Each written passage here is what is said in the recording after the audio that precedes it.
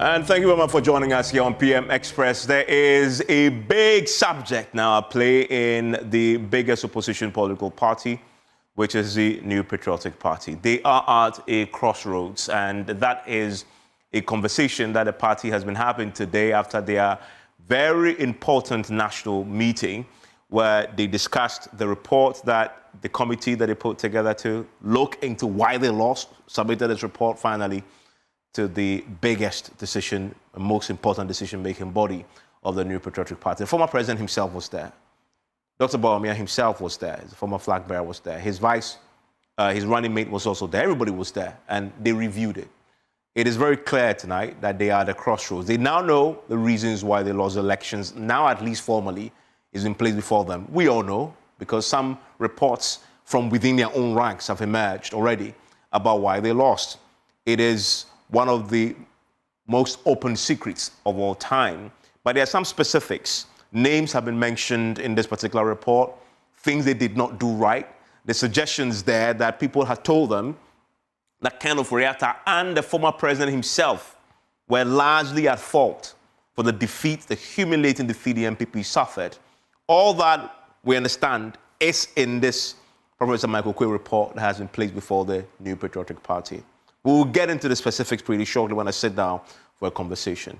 But first, this is the General Secretary of the NPP speaking to the press shortly after the meeting. If you recall, somewhere in January, National Council had an emergency meeting. And at the emergency meeting, the council set up a review committee to do a postmortem of the 2024 elections. And today, the committee led by Reverend Professor Michael Quay submitted their report to National Council. National Council accepted the report, but there are several steps that we need to take as a party. As we receive the report today, we need to sit down and deliberate on the report. And key among the discussions that we had at National Council, and also based on the summary evening presentation that was done by Professor Michael Quay, there will be a need for some constitutional amendment. So based on that, the National Council has constituted a 9-member committee to look at Professor Michael Quay's report, particularly emphasis on where issues of proposals or amendment has to be made to our constitution.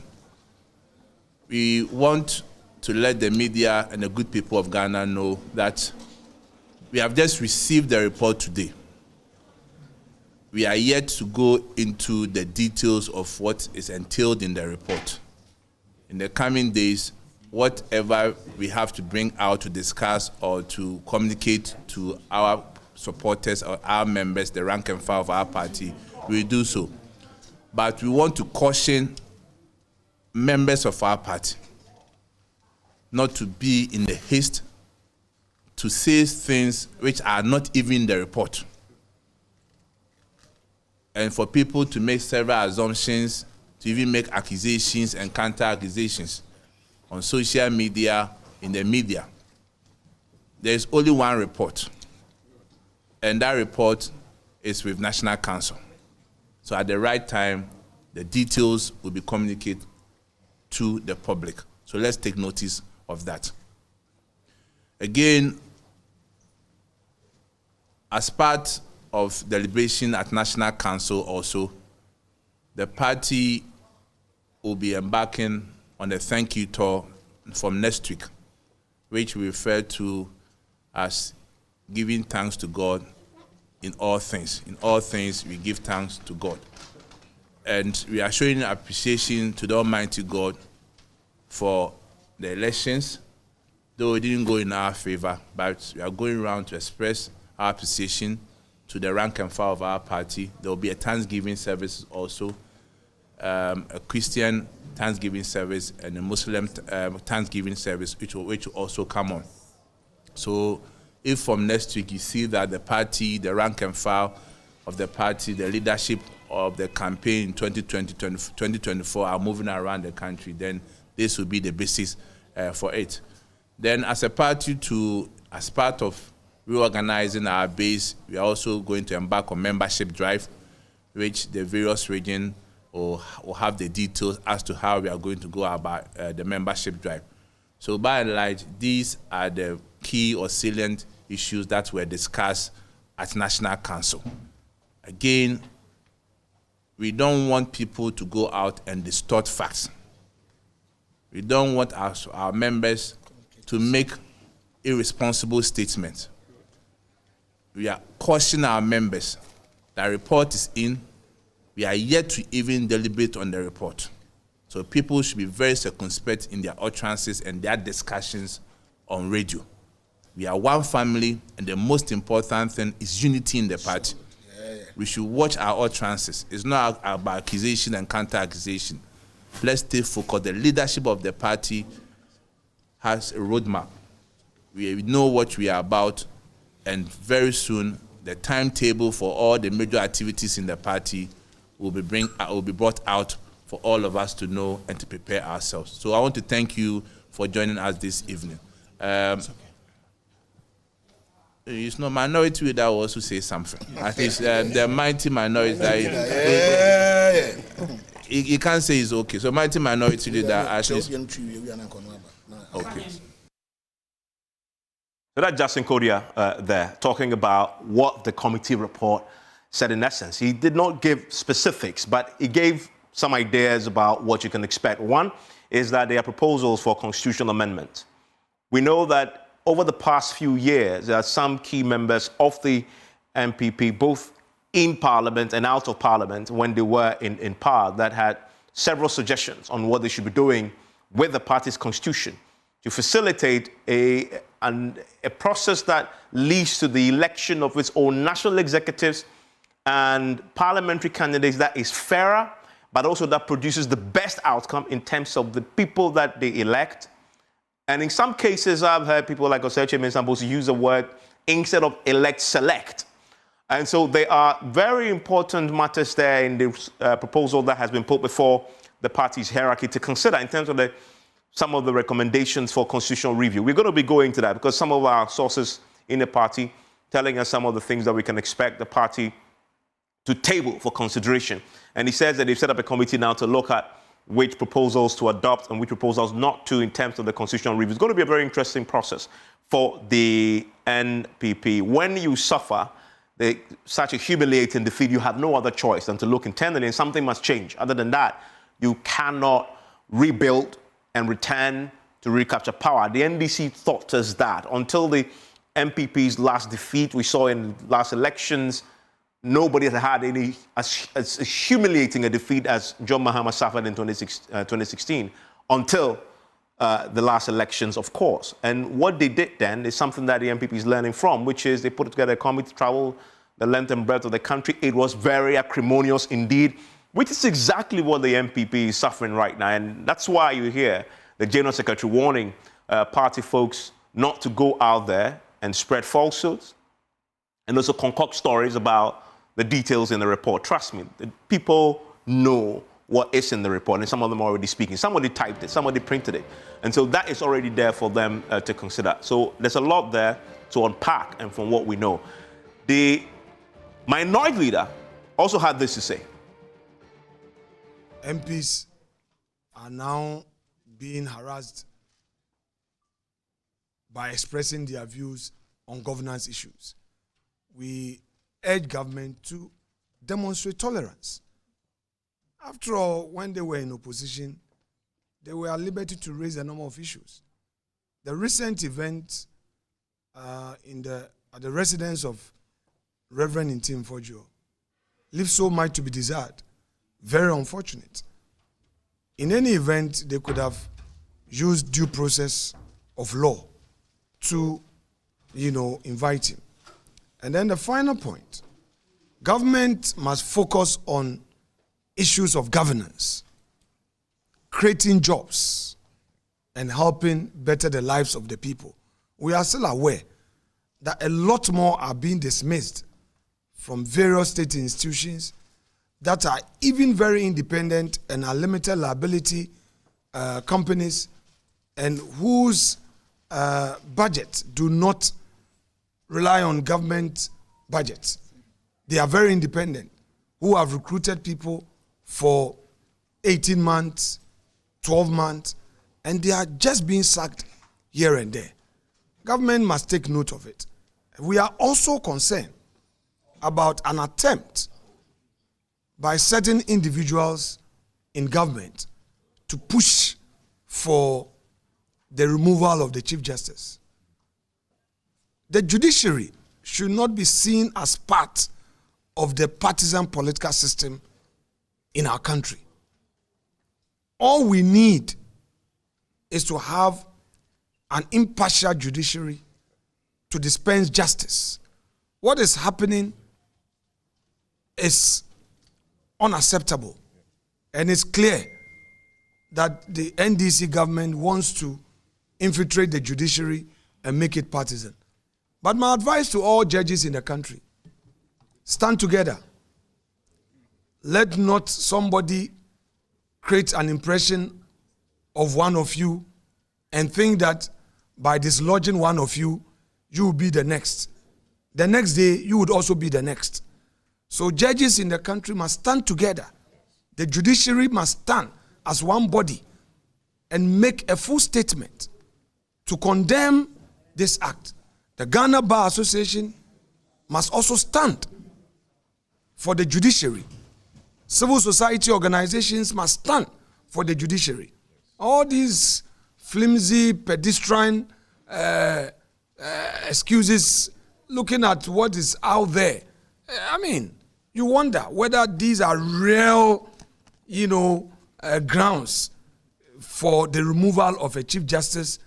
And, well, this is NDC for you. Some hardliners are still pushing for it. So I would plead with President Mahama.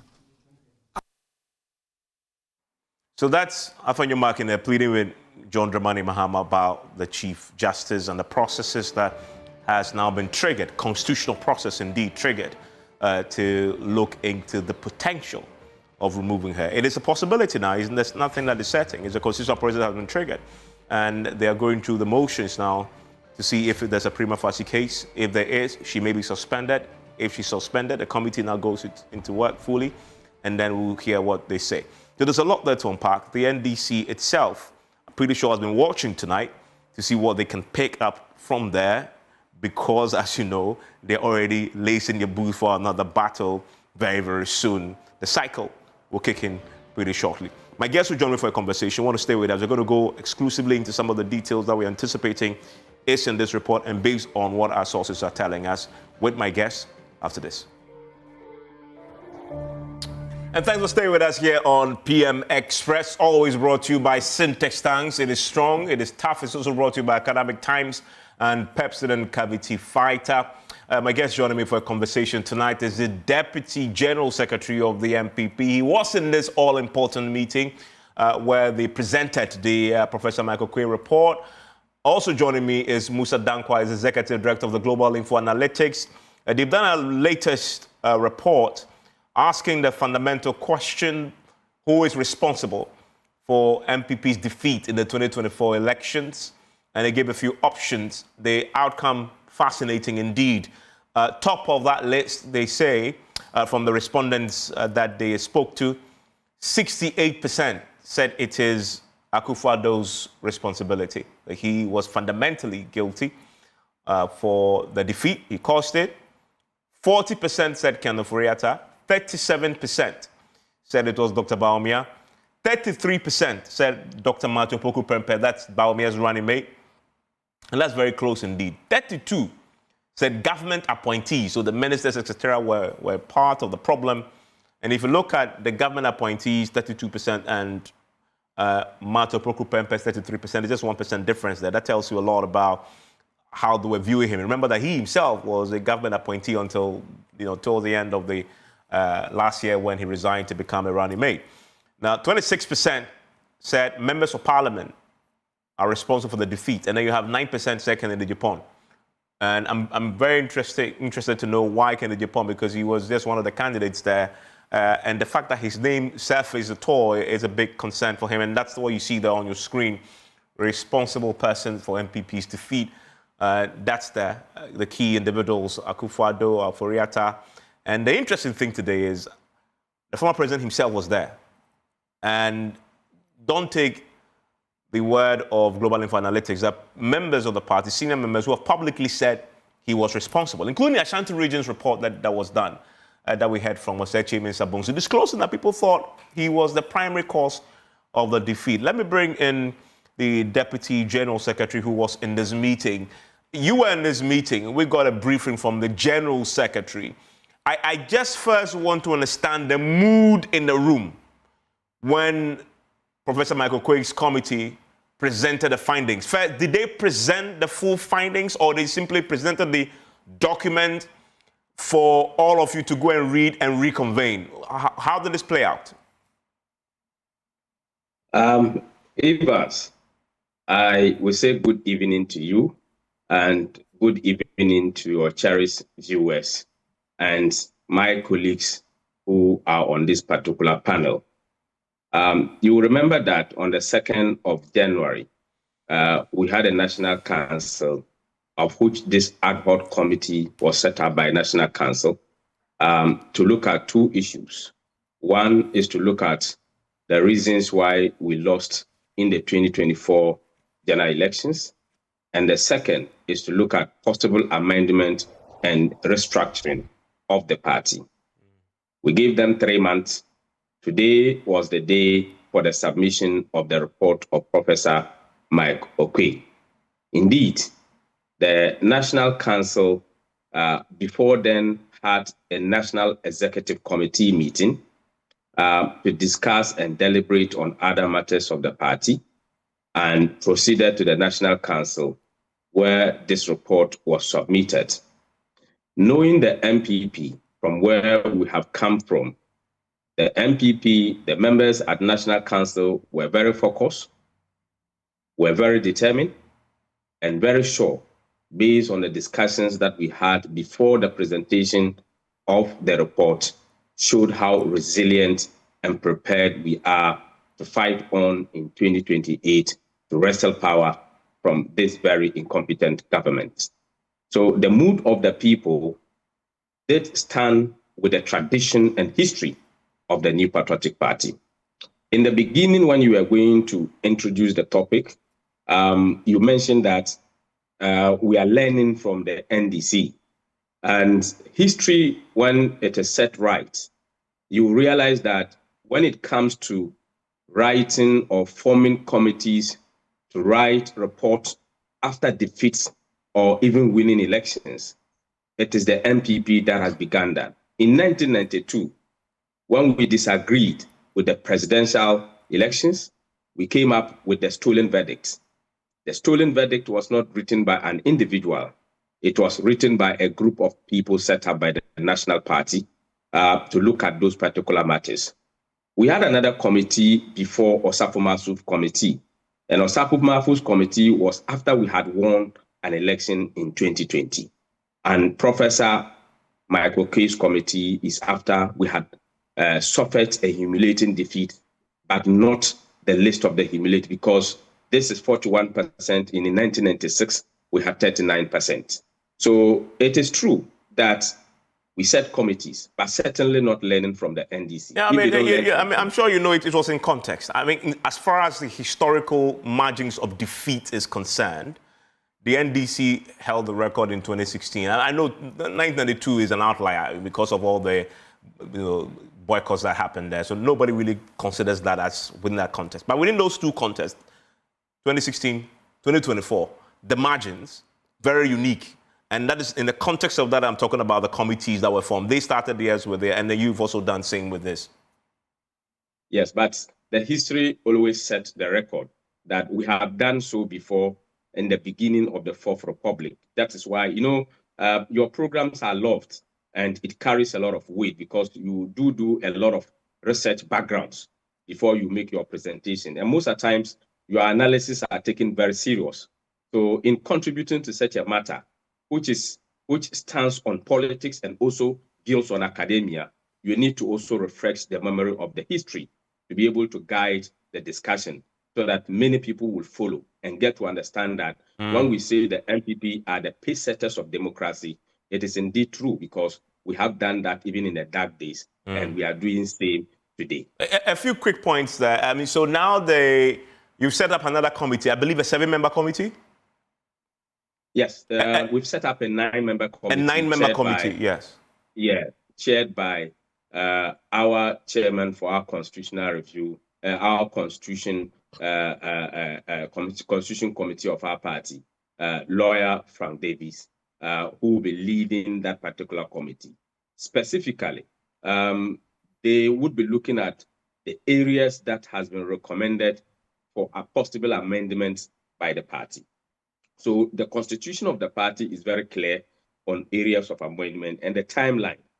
And that is why the party, through the National Council today, set up this particular committee to look into the matters to be able to meet the timelines for amendment. So in due time, the General Secretary will be issuing a statement calling for people who would wish to see certain amendments within the party's constitution and the structure, so that these can be accumulated, and this committee will look at it. But didn't the Professor Michael Quay committee also make recommendations after touring the country and talking to people?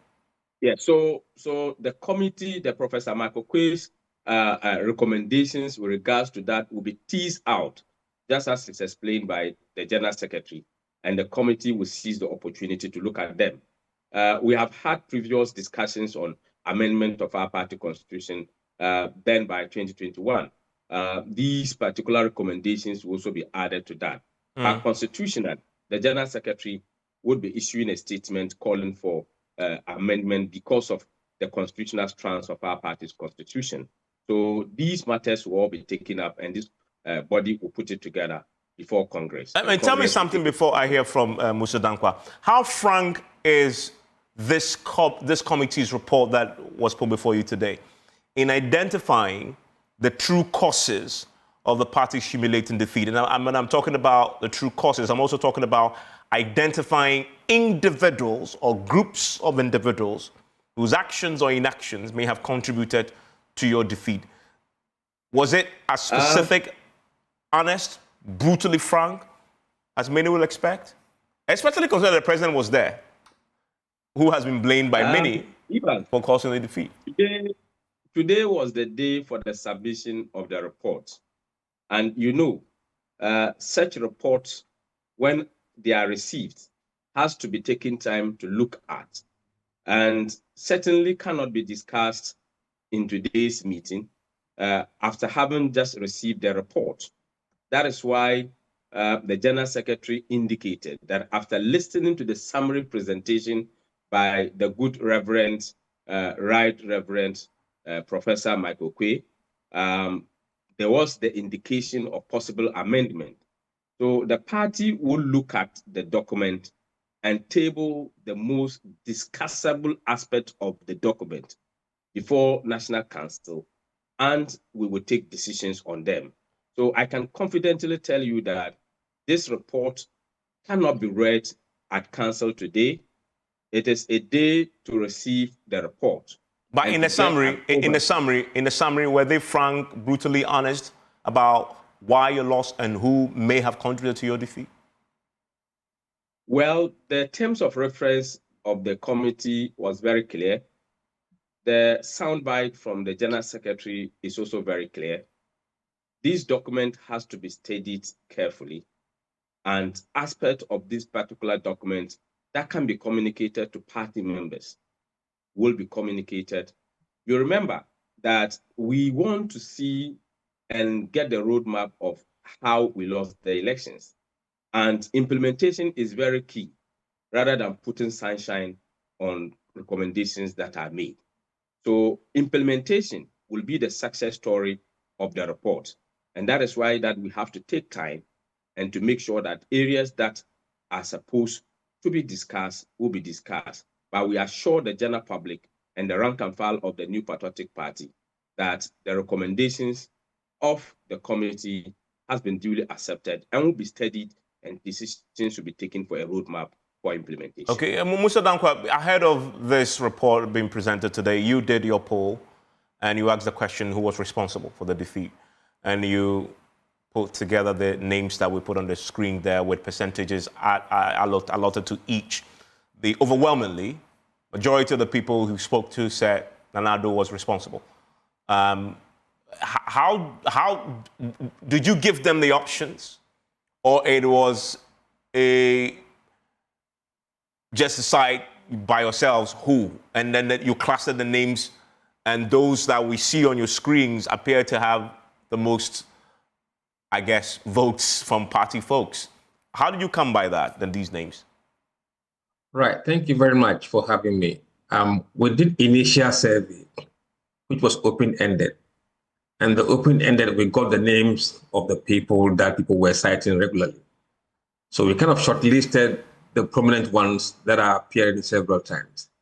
And then we took the several names that were appearing several times into the closed-ended questions, where we said that among, from the following list, please select 3 people you believe strongly contributed to MPP's defeat. That's how this name lists were kind of generated. Okay. So we give them the options, close-ended, in the second round of survey, with the option to select only 3, and then the responses is what we have presented so far. Okay, so and of course the president there is overwhelmingly the favorite in terms of people's pointing up using fingers. But who are you talking to here? Are these NPP supporters or Ghanaians generally? We spoke to Ghanaians in general, but we also did analyze the data by party affiliation to understand what is the thought of people who are NPP sympathizers and those who are NDC sympathizers and floating voters and the rest. Now, when you do that aggregation, you realize that about 59% of the blames among NPP voters, again, goes to Nana Addo, which is not far from the average of all voters. And then if you look at the NDC voters, about 75% were blaming Nana Addo for the defeat. And among floating voters, surprisingly, 64%. So there was a cross-party agreement on who actually is to be blamed. And the order doesn't change across party lines. And that is fascinating indeed. Going into today, we know from the party themselves, people like Oseche Mensah-Bonsu disclosing the outcome of the Kumasi investigations as to ascertain why they lost, also settled. I mean, people there overwhelmingly settled on Akufo-Addo as a cause of this.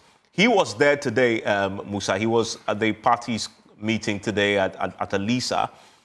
He knew going in what the outcomes will be. Of course, my good friend Harun Mohammed will not tell us and disclose, how frank it was, but we all expect that will be in the document that was presented.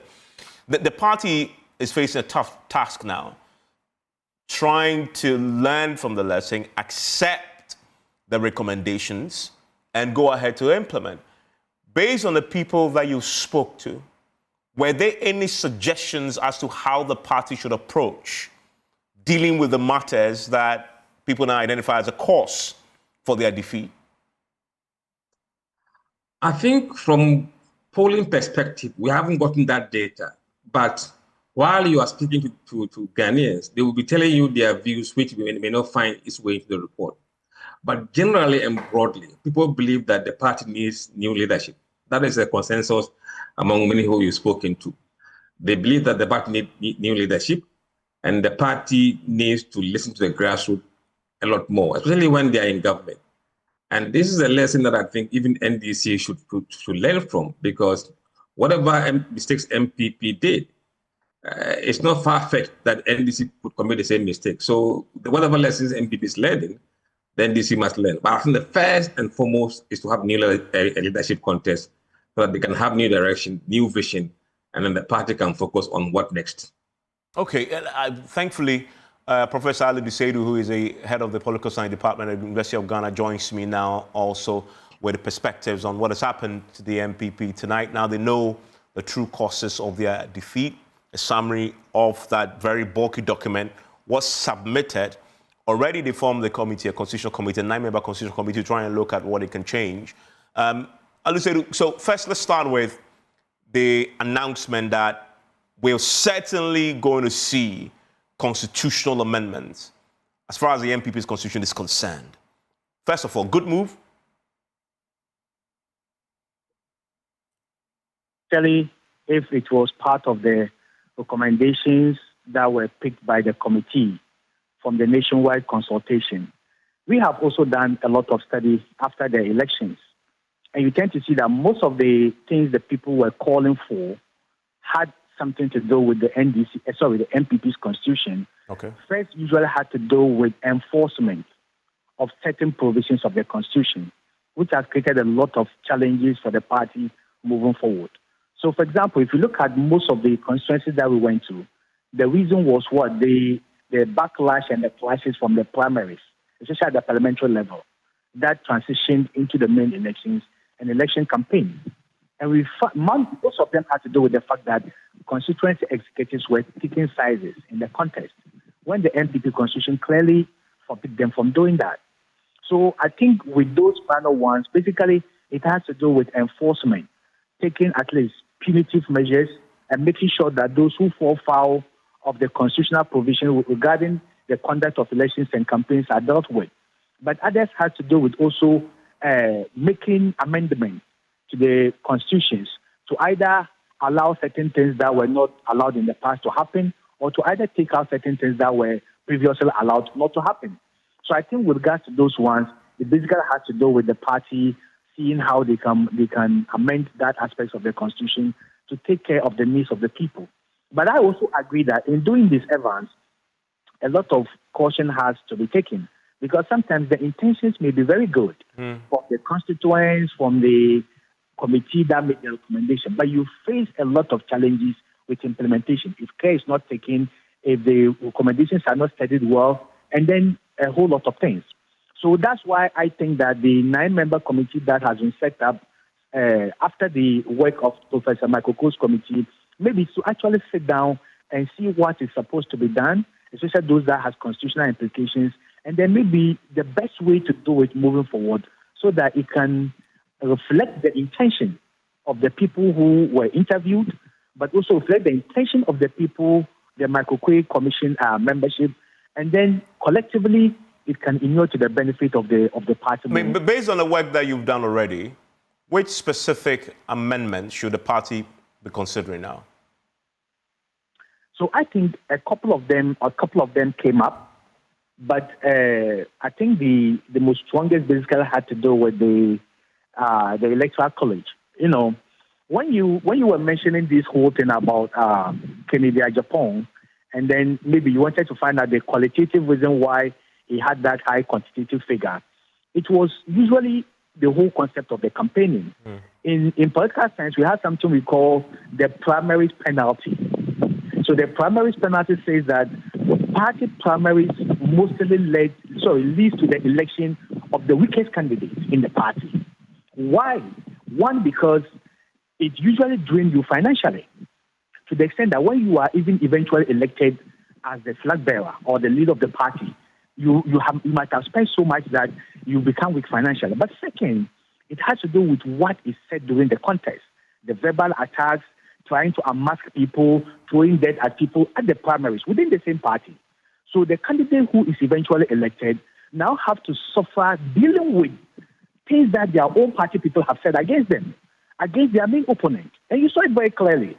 Things that Kennedy Japan, for example, have said about Baumia in the run-up to the NPP primaries became a very handy tool with the NDC to repeat those same things moving forward with the NPP candidate. So I think a whole lot of things has to be played out. So it basically had to do with the electoral college system and the implication of the electoral college moving forward to inclusive participation, but also maybe to reducing some of the consequences that may come within dominant party circles. So that was basically what came up strongly in our work. So I'm not sure whether it is the same with this particular committee's work, but definitely if they also have something like that, then I think that will have to do with constitutional amendment, and I think the party will have to sit down very careful. So, for example, Evans, I think the NDC tried something like that with the expansion of the electoral college, and you saw, I think they did it around 2015, and you after the law, after the sorry, I think it was 2015. I'm not very sure about that, but basically the implementation wasn't that right, and they had to quickly abandon the all-out voting mechanism, and we saw to what the electoral system as well. So basically, there may be consequence, and a lot of care has to be taken in implementing some of those recommendations moving forward. And Haruna Mohammed, ahead of today's meeting to present the report, the committee's credibility had been called into question. For example, we had your former Member of Parliament for Don Kwabenya, who was on television raising questions about the true intentions of the Professor Michael Okoye Committee, and that part of their mandate that had been given to them unofficially is so that they write a report that will paint Dr. Bawumia black in a way that then paves the way for his defeat in the primaries to elect your presidential candidate for the 2028 elections. How was the report received among the top members of your party who were in this meeting today at Alisa? Evans, unfortunately, as part of the terms of reference that was given to Professor Okoye's committee, was not to look at Dr. Bawumia. It was to look at entirely why we lost the elections and the reasons that will be ascribed to that. And they did certainly that. And that is what has been presented to the party through the National Council. Was there a general acceptance of it after the presentation? Was there a general acceptance? It was generally accepted. You know, when such a report comes in, what happens is that when those summary reports have been presented to us, what we have to do is to first of all accept the report by resolution. And this was unanimous.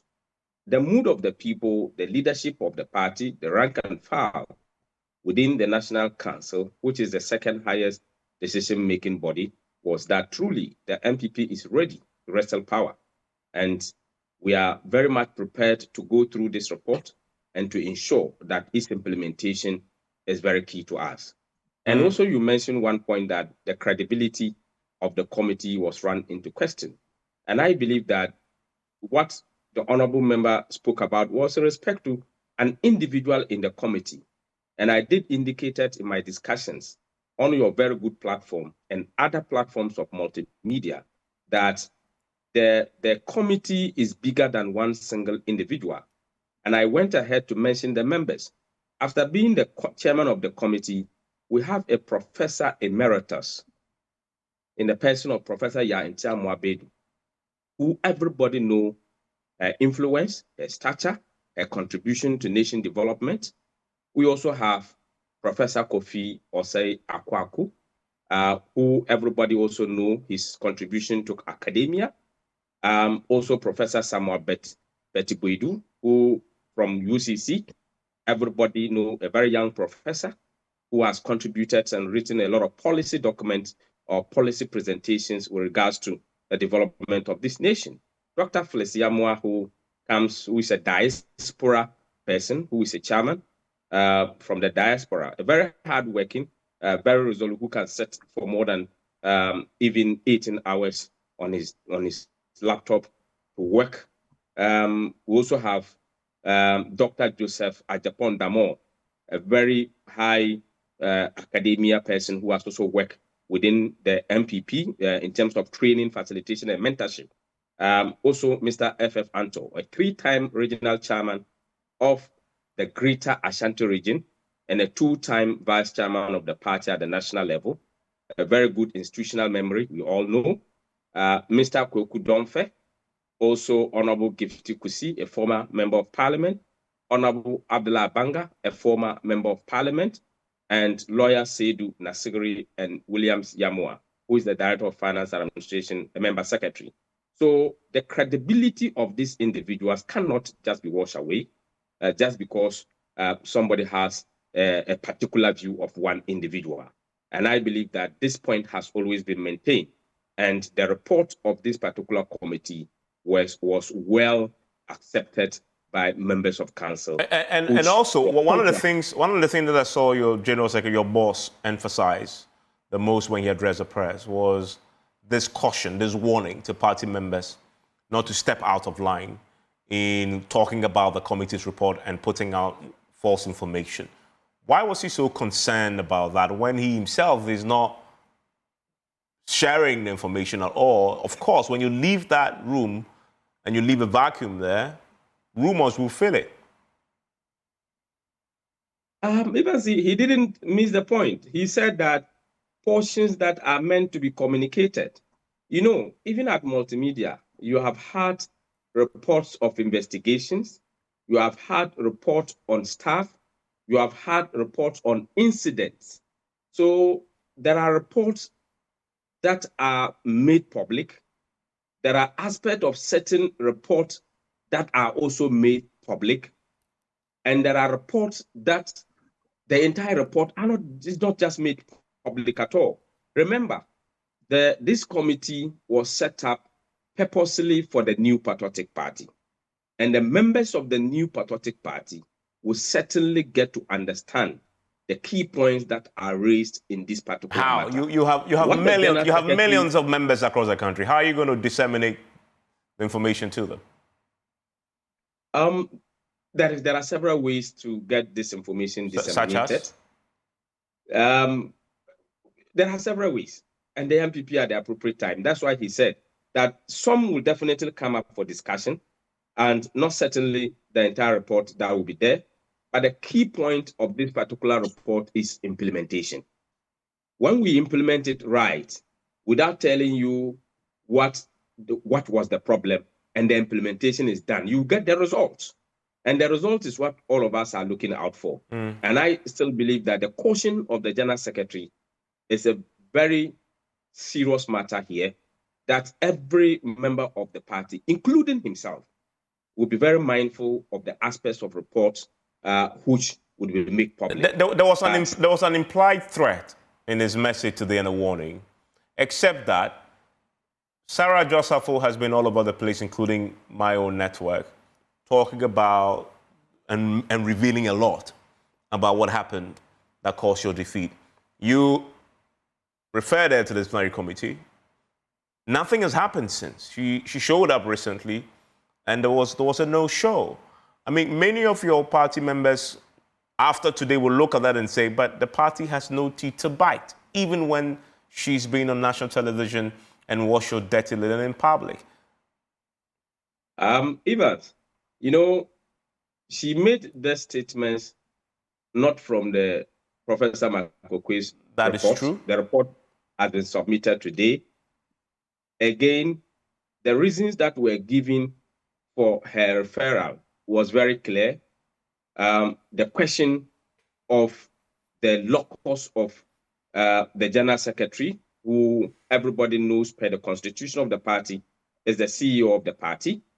You can't necessarily question the credibility or the locus of him. And also, if you also read carefully the party's constitution in Article 3, which talks about membership, the rules, the guidelines, the rules and regulations of the party, members are supposed to defend publicly the decision of the National Party. And the decision of the National Council on 2nd of January was to set up Professor Makokwei's committee.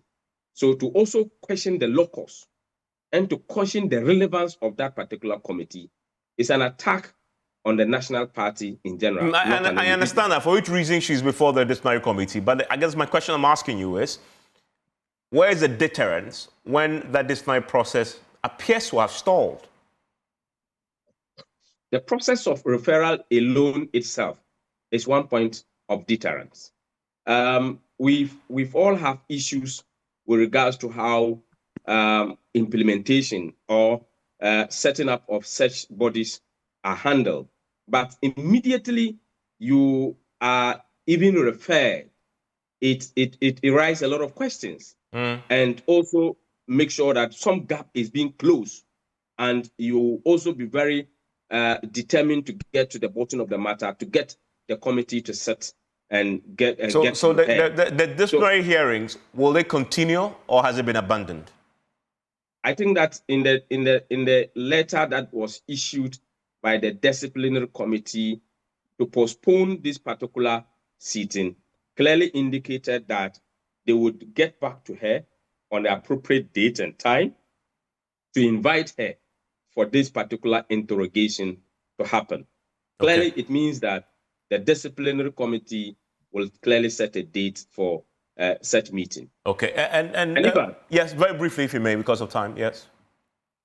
Yes, I've also heard a number of presentations from our very respected Musa Dankwa, and I have said that the NPP, as a party that believe in intellectual discussion, have not dismissed reports entirely.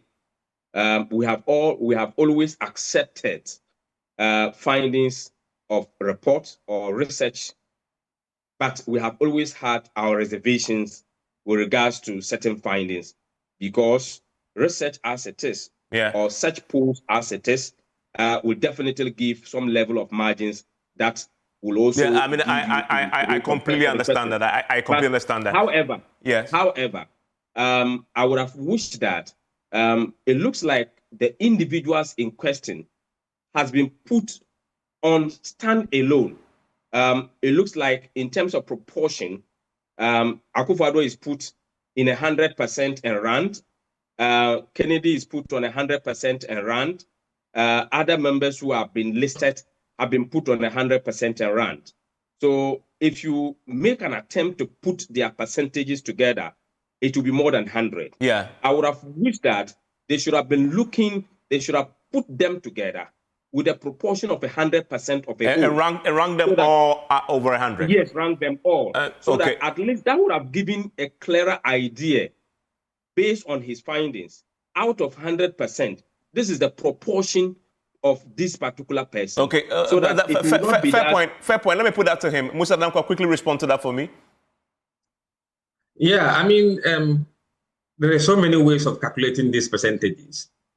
We gave them a list of individuals, and we gave them the option to choose 3, not just 1. So if you are giving them option to choose 3, you cannot just simply use the percentages, because people will be mentioned several times. So this is based on the number of people who cited certain individuals as being responsible and how many times there's a percentage. So this is the appropriate way to see the magnitude of the blame. If you do it the way he's asking for it, then you will see around 30%, 40%, and that will not give you the scale of the blame. And very quickly, when you spoke to especially the registered voters of the party and sympathizers, do you get a sense that there is a desire to want to see the full text of the Professor Michael Quay report, some official document that catalogs the real reason that they lost? No, we haven't done that work. We haven't asked voters whether they want to see the document. Okay. But do you get a sense? Do you get a sense that that's something that party folks? No, I believe it would be very useful, because they want to confirm what they've been thinking or what they believe in. Whether what they believe in is what the survey or the report is confirming. Sometimes what the report may say may not be what people are kind of expecting. So that would indicate maybe a bit of dispersions. But I think it will be very useful, maybe not now, because you can't put everything out there, to be very honest. There were certain elements, or there are certain elements that you could put out there. Certain elements must probably keep it quiet. Yeah, and a final word to you, Professor Alidu Seidu. Should the party themselves put the report out there? And I'm saying this based on the lessons we learned from 2016 when the NDC did a similar work. Journalists like us got copies. It was leaked to us. It's just a matter of time before we get a leak from the NPP. Either people with interest will then leak certain parts of the report to promote a certain agenda, and then the narrative is told to pursue that agenda and to further that agenda. How should the party handle it? The position now is wait, when the time is right, we'll tell you what you need to know. It's almost like a need-to-know base. How should the party approach this? So I think because this is rebuilding strategy, there are certain aspects of the report that should not be made public. I agree, for strategy reasons and for several other reasons. But most of the report, I think, should be made public. Because when they do that, then they reduce the number of misinformation that may be thrown to the public uncontested. So if people have aspects of the report, even the entire report, if somebody is going to play mischief out of it or score political points out of it or malign another candidate out of it, people already know what's in the report. And they can point out to you that what you are saying is actually not in the report. So, but the other big issue has to do with that, the fact that if they share the entire report, there are very sensitive strategy-related aspects of it that may play into the hands of their competitors. So the best bet, like you mentioned, Evans, even if they keep it under lock and key, it will be leaked for several other reasons.